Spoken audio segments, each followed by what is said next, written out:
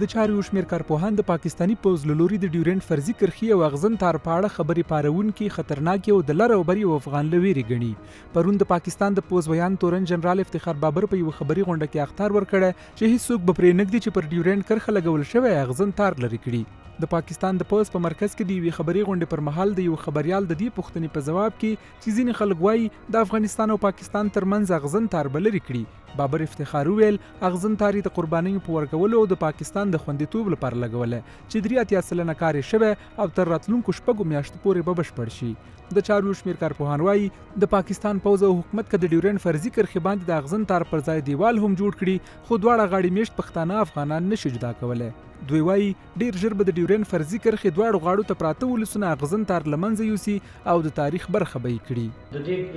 کرښې ازغن سیم تیرول ناقانونه دي او د نړیوالو اصولو خلاف دي. نو په دې سره به دواړه قومونه سره بیل شي او هیڅ کوم ګټه نه کوي. نو موږ غواړو چې په کار ده چې پخواني حکومت په شان نوي حکومت هم دغه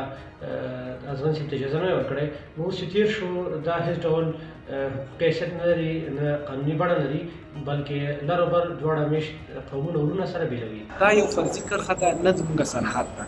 موږ د افغانستان حکومت نه غواړو چې د پاکستان دغه تشدد د نړیوالو حقوقو او همدارنګه د ډیپلوماټیکو لارو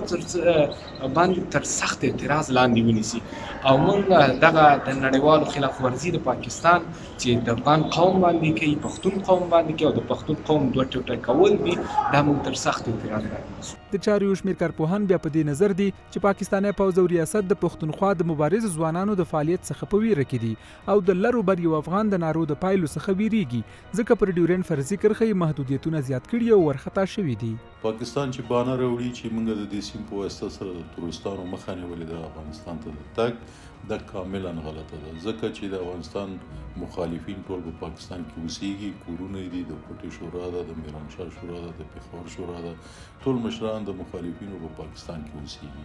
هغوی دې ته ضرورت نه لري چې د سیم نه راتېر شي، هغوی په هغه لارو راتېرېدی شي چې هغه په خپله پاکستان ورته جوړې کړي دي، هغه په اسانه باندې راتېرېږي. نو که چېرې پاکستان دا بانه نیسي، دا د دوی هغه غلطه پالیسي ده، غلط سیاست دی، دا د یو قوم د یو ټبر او د پلار او د زوی بیلوالی دی. په لر او بر افغان وطن کې د ټولنیزو رسنیو یو شمېر کاروونکو د ډیورنډ فرضي کرښې په اړه د پاکستاني پوځ څرګندونې خندونکې بللي او ویلي دي چې ډیر ژر به یا د اغزن تار وشکول شي او د کباړ په بیه به وپلورل شي. پاکستان له افغانستان سره پر ډیورنډ فرضي کرښه د 2019 میلادي کال په نیمایي کې 2600 کیلومتره اوږد د اغزن تار لګول پیل کړل چې ورسره به زرګونه امنیتي پوستې هم وي چې وخت نا وخت د فرضي کرښې د دواړو غاړو ولسونو له سختو غبرګونونو سره مخ شوي دي.